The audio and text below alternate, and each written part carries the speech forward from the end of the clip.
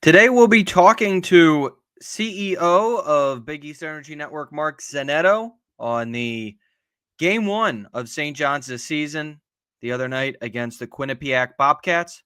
We'll also be having a very special interview session with Conrad Pascual coming up next on this episode of the Johnny's Report here on the Big East Energy Network.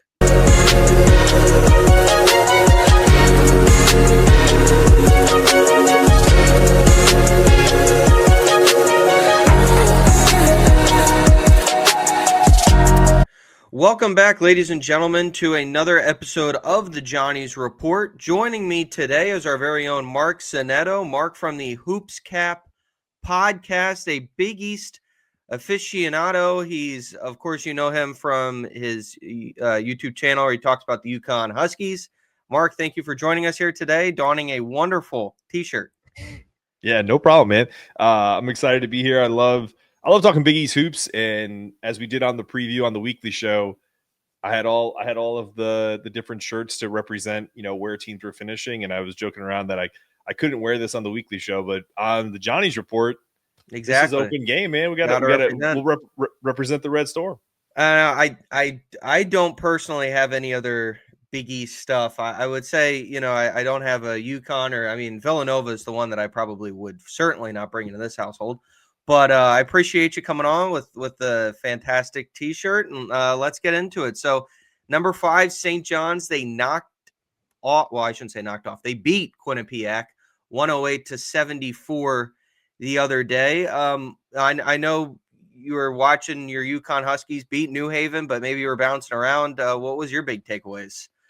Honestly, man, like I had both on, and I really enjoyed watching the St. John's brand of basketball.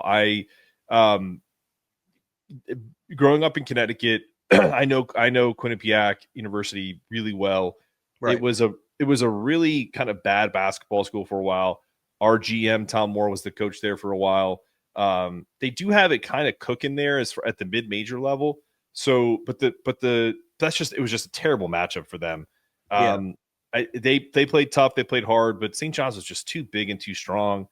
I have to tell you, man, like I wouldn't say I'm scared of St. John's, but of all the teams I watched, because it was a big East day, there's a reason why people are saying UConn, St. John's, and everybody else, because St. John's I know this is, again, they're playing Quinnipiac, so the level of competition in terms of like size is different. There's some skilled players at Quinnipiac like Amari Monroe, Jaden Zimmerman, but the physicality of Dylan Mitchell, Zuby Ejiofor, Bryce Hopkins, just that trio alone, it was just overwhelming for them. And then you add a guy like Ian Jackson, who didn't miss a shot, having essentially Ruben Prey and Josan Sanan come off the bench. It's an embarrassment of riches for St. John's, and that showed on opening night. Right. And I think for me, the biggest surprise was probably Dylan Mitchell, because out of the newcomers and Zuby, Dylan was kind of the one guy that I was like, all right, I've seen him. I've known who he is. Ian Jackson, I haven't watched a ton of UNC games over the years because, they're just haven't been as good. But Texas, of course, was. So, getting to see him the other night, I was just kind of shocked at, just the strength and what he could do defensively, not only just rebounding the ball, but 4 steals. He had a block, 2 assists, 7 boards, 18 points. He was fantastic. Now, shooting from the outside is something that obviously I think he's going to have to get better at. We know this, but still, he to me was the most tremendous player on the floor.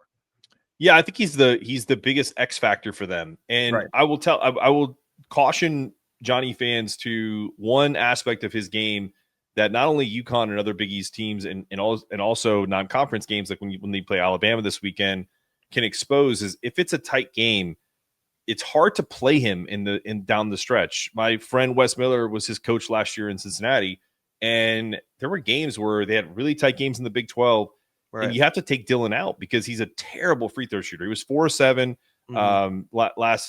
yesterday against Quinnipiac, or a couple days ago against Quinnipiac. And he's actually been worse than that, like in the 40%, 50%. So you can kind of hack a shack him in close games.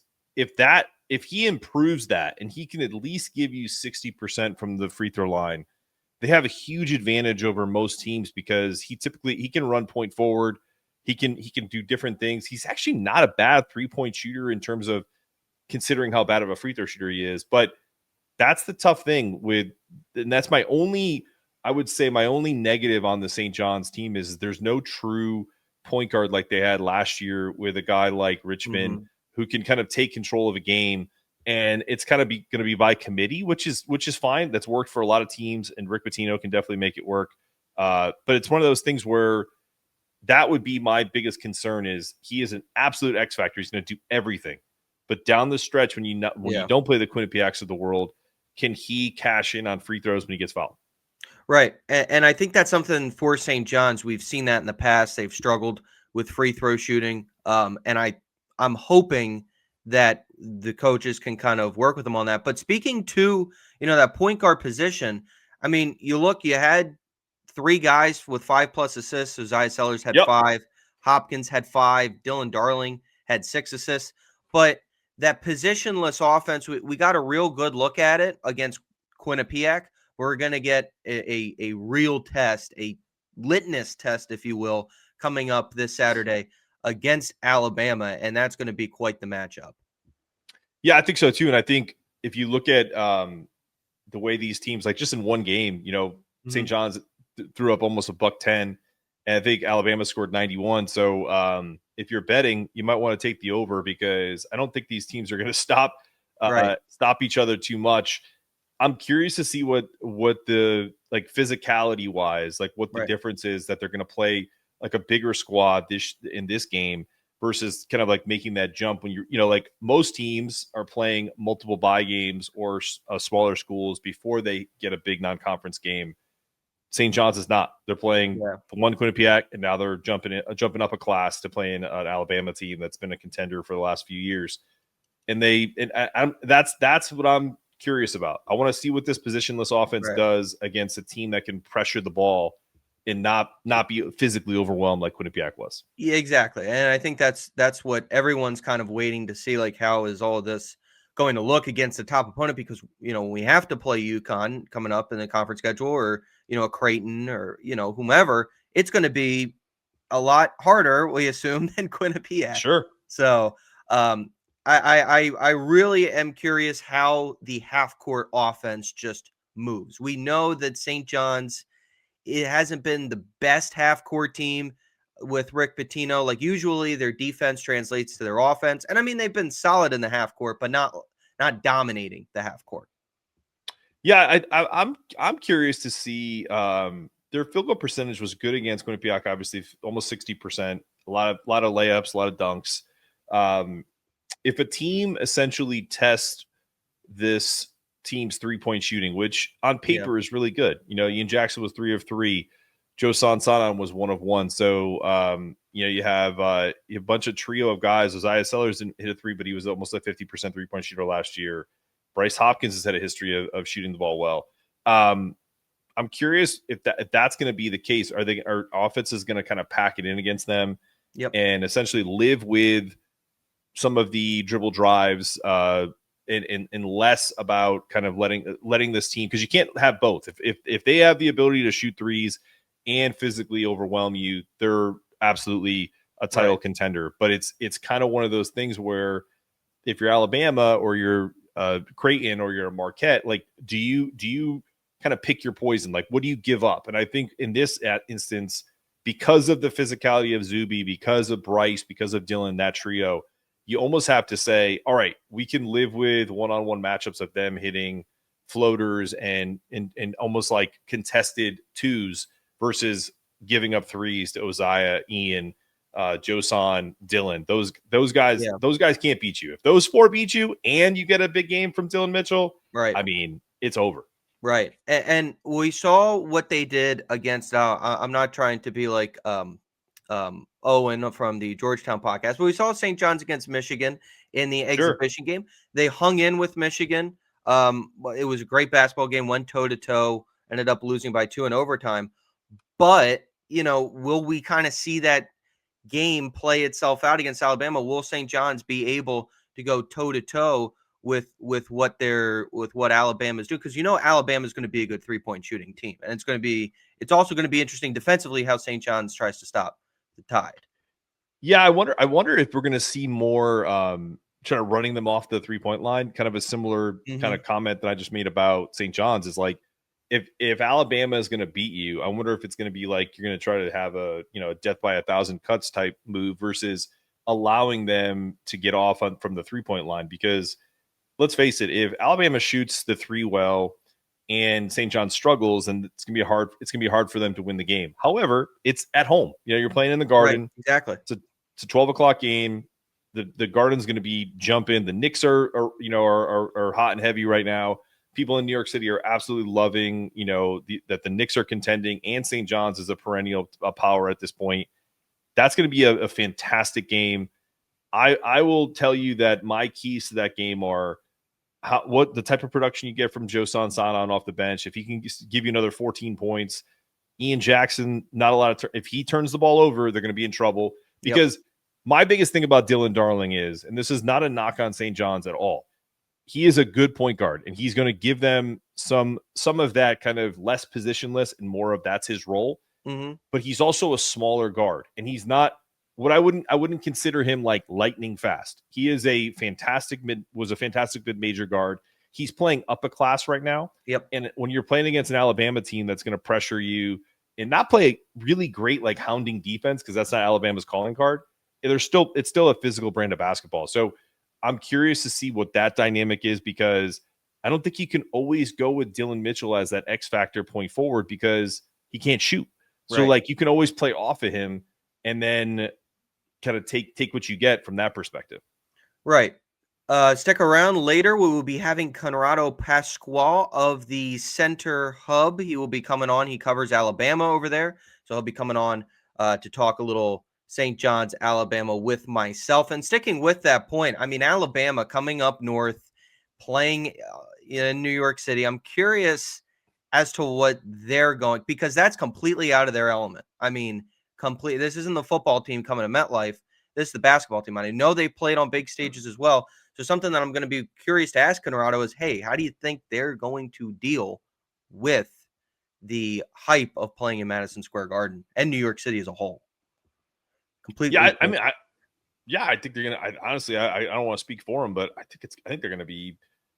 I think the initial kind of shock of playing in the Garden is, maybe takes a few minutes, but I don't know, man. I think they're not going to have an issue. It's as far as like how they prepare for it, and then just kind of getting through that first 4 minutes will tell a pretty good story about that.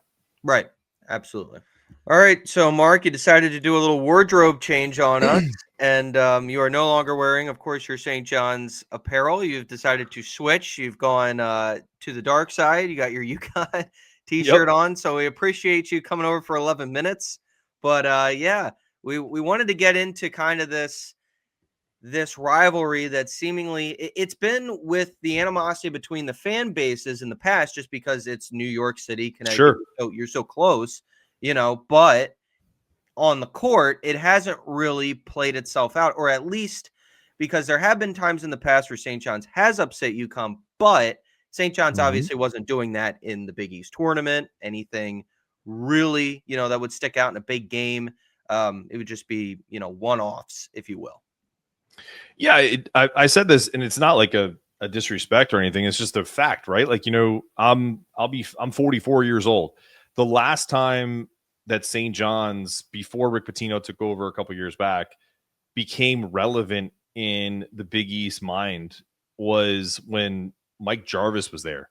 Yep. And that team was 99, 2000, same year that UConn won their first national championship. And that was probably the only first time that I, outside of maybe this year, 89, 90, when I was a kid, when St. John's was kind of like relevant. And also the idea that when St. John's isn't good, the replacement for what New Yorkers want is good basketball. And UConn plays a lot of games in Madison Square Garden. That's where the whole Store South became. Yep. I mean, we won a regional there. Like in 2014, the Elite Eight was there, and that UConn team beat Michigan State to get to the Final Four. And in Madison Square Garden, that was a big pro UConn crowd. So The Garden has always been good to UConn. They have 7, Big East tournament wins. So it's not like UConn isn't familiar with Madison Square Garden. By no means is UConn a New York team, but there is a case to be made based off of history that essentially it's because we always joke around like New Haven is like a mini 6th borough of New York City because people take the train in, and by proxy, Connecticut is like the whole state is like this 6th borough of New York. Yeah. Is that actually true? Probably not, but it's great for fans to have shirts that stay store south, and drum up this rivalry that's become more prevalent now that St. John's has lived up to their side of the bargain. Right. I mean, I agree. I liked what you said about Mike Jarvis. That was the first time I got a real I guess if you will, a real look at the rivalry. There was the ESPN documentary many years ago in the 01-02 season. And as a freshman at St. John's, I remember putting it on, watching it, and seeing St. John's going up to UConn to play them, and the fans were outside. They were chanting. And I thought, wow, UConn, because UConn was in the American Athletic. This was 2019. So we weren't even back to being in the Big East yet. So I was like, wow, this is a really Jay, the other part about Mike Jarvis too is like, and this is for older fans, which is Mike Jarvis and Jim Calhoun had a fierce rivalry before it was UConn St. John's. Yep. It was in the Boston days. Forget where Mike coached, but obviously Jim was in Northeastern, and so was that whole area was Jim, Rick Pitino, Mike Jarvis. So like right. All of this is kind of very kind of incestuous, where there was these rivalries, intense rivalries of really tough coaches back then, even before they got to the Big East. So now we're kind of back to that, where Dan and Rick are basically, they have different perspectives on this, but also a lot of that has to do with their age. Like, I think if you got them in a room together, which maybe isn't a great idea, but if you did, they might have similar thought process on what constitutes a rivalry. Right. They both kind of play it off in different ways. Well, it's also I feel like they're both very theatrical. Like, oh God, yeah. You know what I mean? And I think that's what makes it fun. I think that's what makes that old kind of Big East feel to it, where it's like, you have Jim Boeheim and John Thompson going at it, and you're playing to the crowd, and the other guy's playing to the crowd. I mean, they're similar in the way that they are, especially, you see the shots of them on camera. Dan Hurley, obviously a lot more, because I'm sure back in the truck, they're like, all right, cut to camera 12. We want to see him screaming. So, yeah, exactly. So it's just, I think it's great for the Big East. I wish there was more of that. And when I spoke to Rumble in the Garden writer Thomas Cavanaugh, I said to him, I feel like a lot of the coaches now in the Big East, we're getting more personalities. Definitely Kevin Willard coming back. Hopefully we're going to start to see some more of that kind of fun old-time Big East rivalry with the two coaches. But it's definitely there in St. John's and UConn, no doubt about it. Well, the bones are there. I mean, like, if you think about what coaches are in the Big East now, like if we take away UConn and we take away St. John's, Ed Cooley, Kevin Willard, Shaka Smart, Richard Pitino, even Thad Matta's got more Final Fours than almost anybody in the league, other than Rick and Dan, albeit 20 years ago at Ohio State. And then you have guys like Kim English, who are tough nosed and played in the NBA and like have that background. So, if I'm missing and Coach Mack, like, guys won 600 games in his career and 300, almost 400 at Creighton. So the coaching in the Big East is as good or better than any conference in the country. And I will stand by that, because you have what a lot of people think is one of the greatest coaches of all time, Rick Pitino, and what most people think is the best coach currently in Dan. And so, like, if you and people argue that Rick is better than him too. Like, so, like, if you ask our guys, some of our guys think Coach Mack is a better coach, X's and O's than both of them. So it's just there's so many good coaches that have created culture, whether it's around recruiting, like the way Shaka does it, whether it's a mixture the way Dan does it, whether it's complete like swapping out the way Rickett did this year. Mhm. There's so many ways to skin a cat in this kind of transfer portal NIL world. It'll be interesting to see what this looks like. Let me ask you a question. From your perspective, what does this rivalry mean? And do you think it's a rivalry now more so because of both teams being title contenders, or is it mostly because of Pitino versus Hurley? I think I would say the former. I think it's the fact that it's both teams are title contenders. I think that when you throw the fans in there, all St. John's fans have wanted since those Mike Jarvis days is just an opportunity to be at the table, an opportunity to be back in the tournament, to be having a team that looks like it's a second weekend team. Before, I mean, I can speak to personally because I was there for 4 years under Mike Anderson. We were just happy to go. Me, it was just, man, can we make the field of 68 as a first four team? Making the Final Four, I swear to God, or shall I say the Sweet 16 or even winning a game was the moon.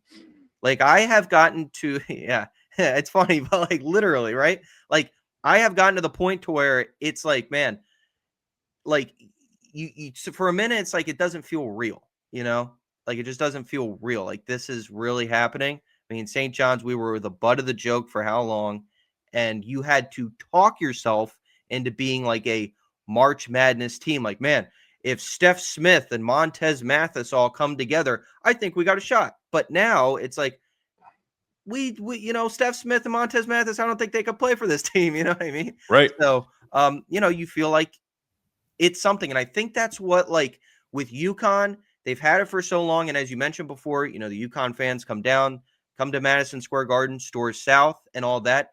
That plays to the fan, but on the court, having two teams that can actually go toe to toe is great because we lost by 5 to UConn 2 years ago in the Big East semifinal. We I were do the remember only that. team. We were the only team to come within, a whisker of competing with that UConn team for like 2 years even.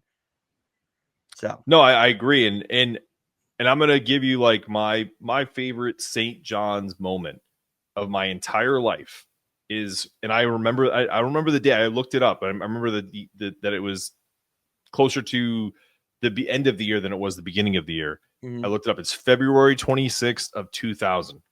right. They went into Cameron Indoor Stadium and beat number 2 Duke at that time. And my favorite St. John's player in the history of time had a monster game, and that's Bootsy Thornton. Yeah. That one of my favorite players ever, and they went in there and absolutely not crushed them. It was 83, 82. It was Carlos Boozer, Jason Williams. That Duke team won the national championship that year, or year after. So it was a really good team. That team, that St. John's team was a lot of fun. Eric Barkley, LeVar Postel. Listen, man, like I say this all the time, and people think I'm full of shit, but like I definitely want, and it has nothing to do with Big East Energy Network or any of the stuff that we do at the network.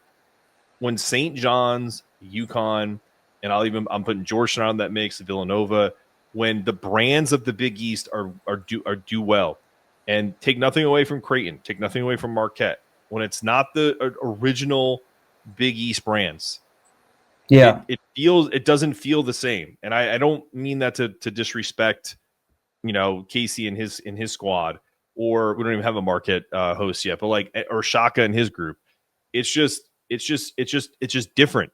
When it comes to St. John's, UConn, Seton Hall, Providence, Right. the original 6 to 8 teams, even if you take UConn out of that mix and because they went to the American, really it wasn't their fault. Like that wasn't like something that they were like, oh yeah, we hate the Big East, we want to get out. Like it was essentially, a football thing. Yeah, And exactly. that sucks. And I never want to leave the Big East again. It's a distinct possibility in the future because of what they're trying to do from a football perspective. But like I really want the Big East to be back in a big way because these fans are the best, man. It's just the bottom line. Absolutely. And I mean, like last year, personally, I was looking at this from like, okay, the rivalry in me or the fan in me doesn't want Villanova to get in, doesn't want, a Providence to get in. I'm just throwing names out here. But at the end of the day, it's like I need you need guys in the tournament. You need dogs Yep. in the bowl. So the better the Big East does, the better everyone else does. You saw it back in the old Big East, and you've seen it throughout the last couple or throughout the previous years. When Jay had Villanova going, it would be nice to get back to that with Villanova, with Providence, with Georgetown. I think those three teams could possibly be those teams that come back into it. Let me ask you a question before I have to run. What do you think? What do you think because there's a potential, obviously they play twice, but maybe three times with the Big East tournament, and then maybe a fourth time if they get to the Final Four, right, like the way Duke and North Carolina did a couple years back. From a St. John's perspective, what's the best case scenario? It's not going to be a sweep. I can tell you that. I don't think either team is going to sweep. Maybe, if you think so, cool. But what's the best case scenario for you guys in all of those? To meet four times, I mean, I'll take it. Baseball, take 3 out of 4. Okay. That would be. Now, what does that look like? Does it mean, hey, you win 2 in the regular season, you lose the Big East championship game, which, by the way, would just, I mean, the fan base, that'd be a ticking time bomb between the two. They'd lose their mind. Oh my God. And then you get to a potential Final Four or just somewhere in March Madness. That would be awesome. That'd be great theater. For a sports fan, like, it is tough to describe people what the theatrics of like the Big East looks like. You know what I mean? Like with everything to people who aren't Big East people, I would say watch that game. The question I presented to Rick at the Big East Media Day, I would say watch St. John's UConn. That will describe exactly the Big East, and then follow it on Twitter. I would say this, and no, you're right. And the last thing I'll say is, and then you can bring it to your guy from Alabama. My thing is, if one of the teams loses, if they meet in the Big East final, and whoever loses that game, if they end up meeting in the NCAA tournament in the Final Four per se, I don't think it would be the finals, but let's say it's the semis. The way that's typically what they would do. Yeah, they kind of opposite ends of the bracket that way. I think if whoever wins that Final Four game, no matter what happened in the Big East tournament, is basically the king of the Big East. Because, like if you end up, it's kind of like that year, it's kind of why North Carolina fans tweak Duke fans. No matter what happens for the rest of time, they beat Coach K in his last home game, and they beat him the only time they ever played in the Final Four. So if it does happen, it likely won't happen again. Yeah. So whoever wins that game would be it's essentially the king of that rivalry, likely for good. I will say that as a UConn fan, if St. John's beats UConn in a Final Four game, semifinal or final, it's never going to happen again. So they have the trump card forever, and vice versa. Right. All right, Mark. Thanks for hopping on with us today. My pleasure, man. Welcome, ladies and gentlemen, into the Johnny's Report, where we have a very special interview here with Conrad Pascual of the Center Hoops Hub. Welcome into the show. Happy to have you. Thank you for having me, man. Very excited to be here. And you said you cover pretty much the whole SEC for the company that you're with. Yeah. We embarked on a pretty big endeavor this past off season. We covered literally all 365 Division I schools. Wow. Ahead of the CBB season. So other than like not just Alabama, I covered the SEC. I did the Sun Belt and the Big West. Gotcha. And from the SEC, did you have any predictions about who you thought was going to take the conference this year? Did you think it was going to be Alabama again or someone new? For the SEC, I mean, I think it's going to be really, really close again. Yeah. I mean, having sent 14 teams to the tournament last year. Right. I had Alabama in the mix. But I don't know. I feel like, Kentucky will definitely be in the mix. Right. I mean, there's so like Arkansas. There are a lot of teams. Bama, I feel like I had them like around 5th or 6th. Okay. So yeah, but I mean, again, like it's so close. It's Right. going to be pretty close. Right, exactly. Definitely always a tough conference. But so the game we're obviously featuring on is St. John's taking on Bama this weekend at the Garden. Alabama's 1-0. They beat North Dakota the other night, no surprise, 91-62. So what are some things that St. John's fans should be looking out for against Alabama? Well, I mean, first and foremost, I mean, it's some familiar faces, but definitely a kind of a new look, even with some new familiar faces, right? I mean, like some of the big names, like Mark Sears, Grant Nelson, they've gone already. They graduated. They're in the NBA. Jaron Stevenson's transferred. But LeBaron Philon, who is now a sophomore this year. I mean, I think a lot of like St. John's fans probably already knew that you'll be seeing a lot of him this weekend. Late last season, he really started to kind of ascend. I think he really started to kind of earn, Nate Oates' trust and everything like that. This year, I mean, they've been very, very clear that, the coaching staff has been not shy to say that like LeBaron Philon will be running the show. I think last year, again, playing off of Mark Sears, he had the opportunity to kind of be more of like a spark plug off the bench. And then eventually, once he worked his way into the starting lineup, kind of more as, again, like an off ball player, you're starting to see a lot more flashes of his playmaking. In their season debut, he had like 8 assists, to go along with like his 22 points. So I think, I wouldn't say they're necessarily a heliocentric team, but definitely right now, especially with the injury to Jalil Bethea, right, transfer from Miami, like he will not be playing this weekend. Alabama kind of lacks shot creation. So a lot of what you will be seeing is gonna have to run through Philon. Yeah, and that's something that I was kind of noting earlier in this episode. This, of course, the interview portion. But the thing with Alabama is I always feel like they're under Oates. They're a pretty solid, fluid shooting team, and that's something that for St. John's, we know that the 3-point range St. John's tends to go weary throughout the last couple of years. I mean, specifically last year, and with this new crop of faces, we're not sure what that looks like. So going toe to toe with Alabama is going to be interesting on the 3-point end. But as you said, shot creation just hasn't been there with the Tide, which I find kind of interesting.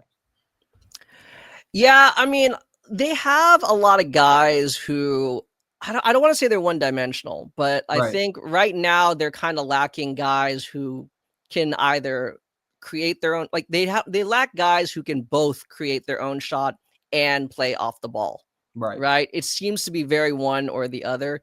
I think like for example, like Aiden Sherrill, London Jemison, they do a lot of good things off the ball, whether that's cutting, or spotting up, even stepping into threes. But then, when you kind of run them off the line or if you kind of blitz them, you start to see where it kind of like stagnates. Interesting. Yeah, and you saw a little bit in the preseason. Obviously, their opening game. I mean, again, right? They have enough like defense, like the rebounding holds. But I think against a team like St. John's, it'll be interesting to see, if any of those kind of early, I don't want to say weaknesses, but things that they're definitely working through, if it's going to manifest in this matchup. And we know like Alabama can, I mean, we've seen it in the past. We saw in the 2 exhibition games. I just mentioned, 91-62, albeit against North Dakota. We know Alabama can score and score in bunches. Right. So the big thing for me is, can they stop the ball defensively? Like where do you think their weakness lies there? What's the thing? I mean, under Nate Oates, they still definitely preach man-to-man. They definitely do not like to play zone. They do not like to blitz early in possessions. With this St. John's team, though, again, I think it's kind of like the opposite. I feel like you guys do have several guys who are comfortable being, playmakers, ball handlers, facilitators. Yeah. I've seen a lot of guys, like whether that's, Sanan or whoever, like Sellers, like a lot of guys who can make very quick reads, off a live dribble. Yeah. That's where I think it could definitely, I don't want to say like bite Alabama, but their reluctance to kind of like switch definitely kind of creates like favorable mismatches, actually, in a weird way. The irony, right? And ideally switching should give the defense somewhat more of a better matchup, but no, not really. So it's definitely something to watch out for. Yeah, and I mean, we know with St. John's, with what we've seen thus far in our backcourt with, with Ian Jackson, with Josan Sannon, the ability to shoot from the outside is there, but it's how consistent can St. John's be? And right. I feel like for St. John's, we really don't know that, but we know about our wings. We know with Dylan Mitchell, with Zuby on the inside, with Bryce Hopkins, obviously, we know what St. John's can do. That's where I feel like St. John's kind of holds the advantage going into this game, specifically is on the wings and in their height. Right. And that's the thing. I think specifically with Zuby, again, Alabama, their front court, they're pretty stout. But I mean, like, St. John's, your bigs, even though they may not be like, like, for example, Zuby may not be like, quote unquote, a traditional big.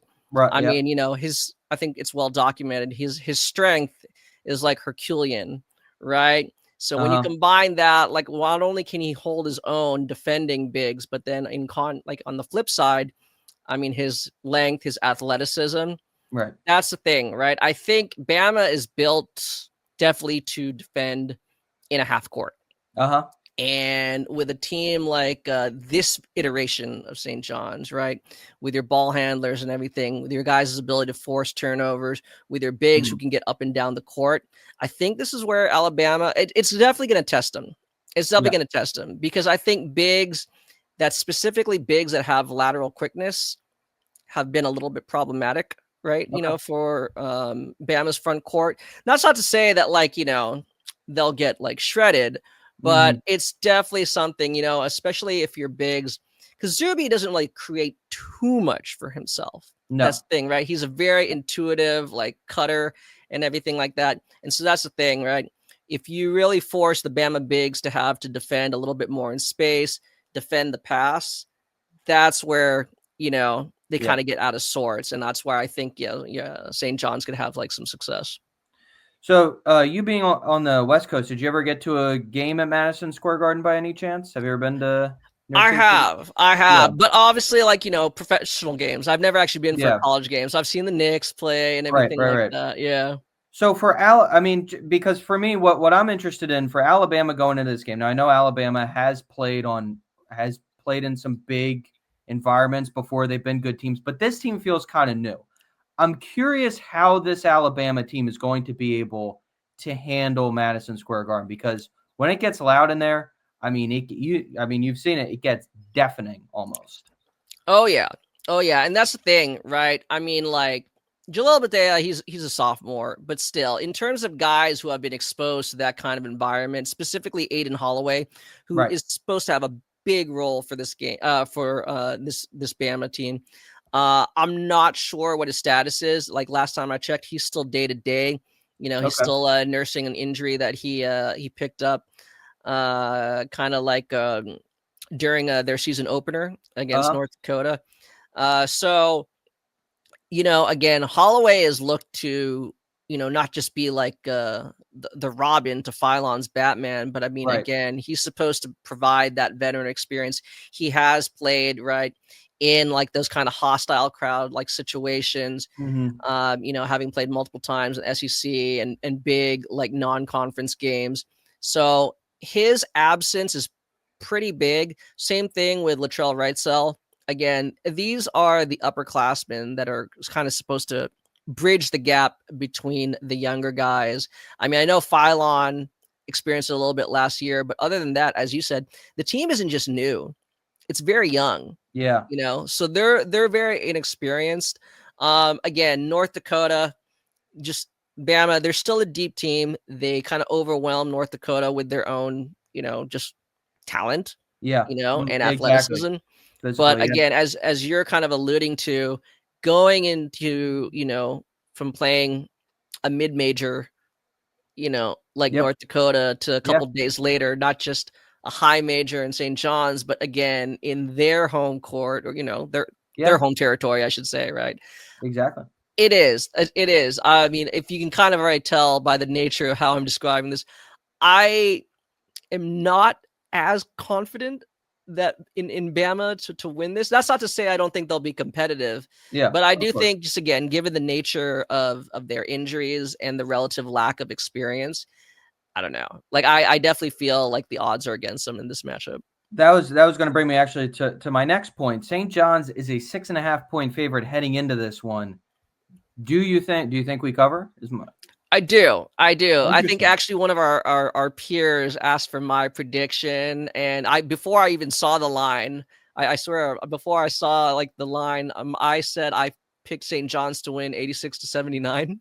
Okay. So again, just kind of going off of like projected, like points Yeah. per game and everything like that, But yeah, and for a lot of those reasons, I think right now, it's never a good combination if you're playing at a slower pace and you're lacking shooting. Right. Ideally, you should have one or the other, right? Like you got to be a great knockdown shooting team, or then play up tempo and just try to like generate more possessions. Right now, with like the injuries to Bama's backcourt, I just don't think they have enough of the shooting. And again, those guys are some of their better wing defenders too. So as going back to what you were saying earlier about kind of putting the pressure on the Crimson Tide's front court, I think there will be even more, just because, again, I'm not sure how well they'll be able to contain, on the perimeter, contain at the point of attack. Right. So again, I think there's just a lot more. I think St. John's, I guess right now you guys just have way more guys who can freestyle, for lack of a better Okay. right? So yeah. Yeah, I would venture to say I would say 90 83 90 83. I think we probably will cover as well. I mean, if they're going to be banged up coming in, I could obviously see that happening. Plus, like we talked about with the inexperience, but yeah, that's going to be obviously a standalone game on Saturday. That if you're taking a break from college football, and you're taking a look around the channel guide and hop in and watch the Johnny's take on the Tide. But anyways, thank you, Conrad, for popping on today. My pleasure. Thank Good you. luck this weekend. Thank you very much. This has been an episode of the Johnny's Report. I'm Jay Holahan. We will talk to you next time.